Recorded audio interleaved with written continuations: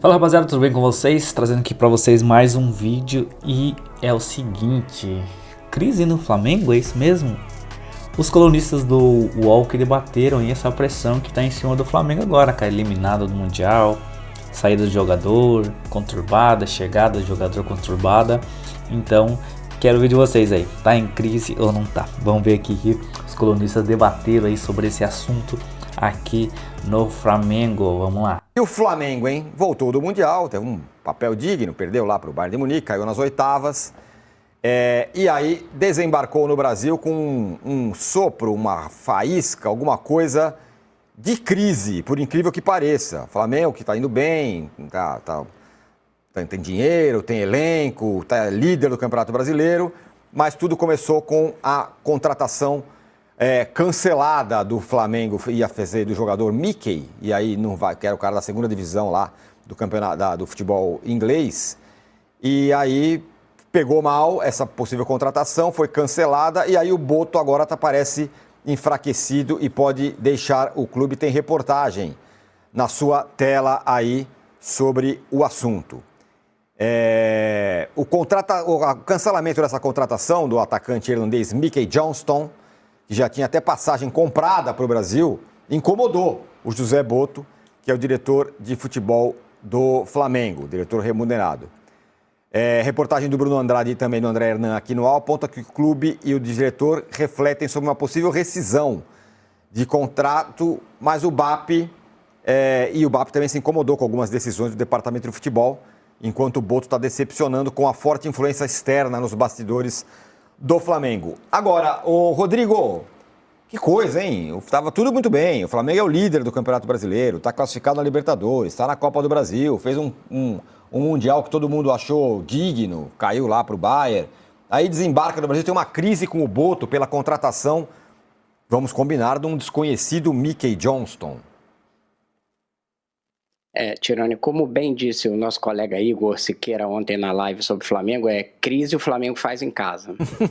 E aí, que eu achei que foi uma frase que resumiu esse episódio, que começa, na verdade, semana passada, com a revelação do nosso colega Mauro César Pereira, de que o departamento de futebol pretendia vender o Pedro por um valor de 15 milhões de euros. E isso aí já é a primeira fagulha, e aí a própria cúpula caiu muito mal, isso no conselho diretor, porque como funciona? O Boto é o diretor profissional do futebol e por cima tem um conselho diretor com o presidente, o BAP e outros membros que são quem dão as diretrizes aí do futebol. Eles acharam que era completamente estapafúrdia essa ideia de vender o Pedro por 15 milhões de euros, né? Que foi ventilado pelo próprio departamento de futebol para o Mauro. Então esse já é a primeira rusga. Aí na sequência tem essa contratação desse irlandês Mike Johnston, que era da segunda divisão da Premiership, né? E que é cancelada depois.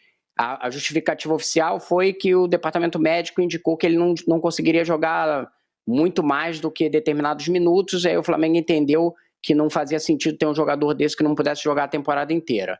Mas a verdade é que também teve um peso da repercussão na torcida, que ficou revoltada com a contratação de um jogador que tinha 3 gols na segunda divisão inglesa.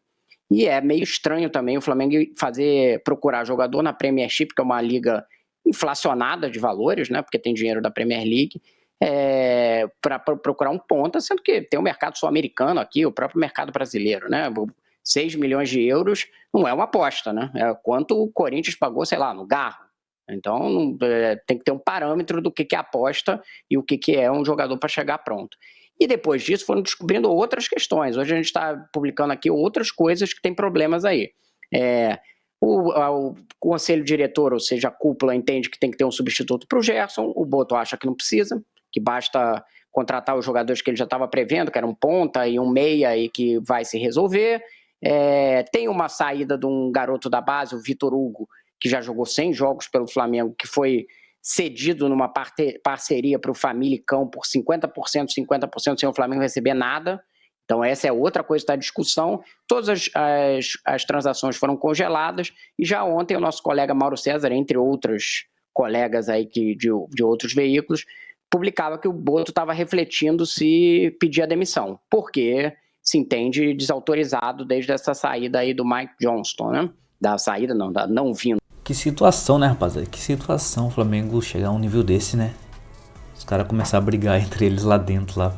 Precisar, isso vai acabar respingando fora dos internos lá e caindo dentro do campo, e aí prejudica demais a equipe, cara. Aí é complicado demais. Vai no fim, esse Boto vai ser mandado embora e pra ver se estanca um pouco esse sangramento que tá aí, né? Mas é bem complicado essas situações. Né? O cara tava com a passagem comprada e de última hora se decidiu que ele não ia vir.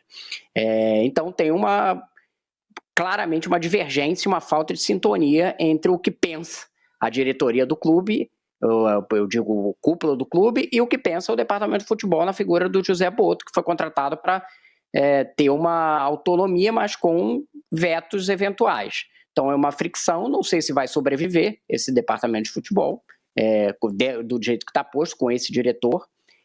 Se permanecer, vai ser com um desgaste, e como você diz, uma coisa curiosa que o Flamengo tem arrumado essa crise. O Flamengo não pode ficar sem jogar, não é nem por uma questão de perde ritmo de jogo. Se abrir a cabeça do torcedor, deixar vazia do torcedor, do dirigente e tal, começa a vir minhoca e surgem essas crises aí que o Flamengo cria dentro de si próprio. Não acho que foi uma coisa que surgiu de uma hora para outra. Em geral, quando acontece esse tipo de coisa, eu acho que é o caso. É uma fagulha de um problema que já vinha anteriormente de questões, né? Questões que eram postas ali, tanto que começa a sair um monte de informação negativa, né? Provavelmente a verdade não está nem numa ponta de que o Boto só comete erros, nem de que ele é perfeito e deveria ter autonomia. Está no meio aí, mas fato é que tem uma tensão forte e fica sob questionamento e uma coisa que está em dúvida, eu estava até conversando ontem com o Mauro César, que a gente ainda não consegue entender exatamente qual é a posição do Felipe Luiz no meio dessa história. Ele concordava com tudo que o Boto estava fazendo, aceitou só as decisões. Isso eu acho que é uma coisa que ainda a gente precisa apurar melhor para entender qual é a posição do técnico, porque se o diretor, eventualmente, o desgaste levar ele à saída, ou mesmo que ele fique mais desgastado, precisa ver se isso vai ter algum impacto com o Felipe Luiz ou se simplesmente ele segue a vida e vai tocar o trabalho de quem é um trabalho muito bom, né? Ele tem 3 derrotas, né? 4 derrotas, né? Com o Bayern, acho que foi a 4ª derrota. Então, realmente só no Flamengo para você explicar um clube que tem 4 derrotas e um técnico que tem 4 derrotas, que ainda só perdeu essa competição do Mundial para o Bayern, e o clube está em crise.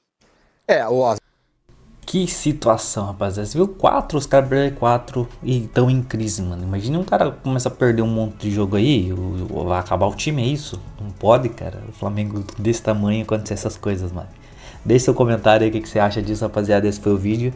Espero que vocês tenham gostado, tá? Então já se inscreve no canal, deixa o like aí e comenta aí o que vocês acham disso, cara. Meu, crise com 4 derrotas. O time tá acostumado a ganhar e acontece essas coisas. A gente se vê no próximo vídeo, rapaziada. Valeu, até a próxima.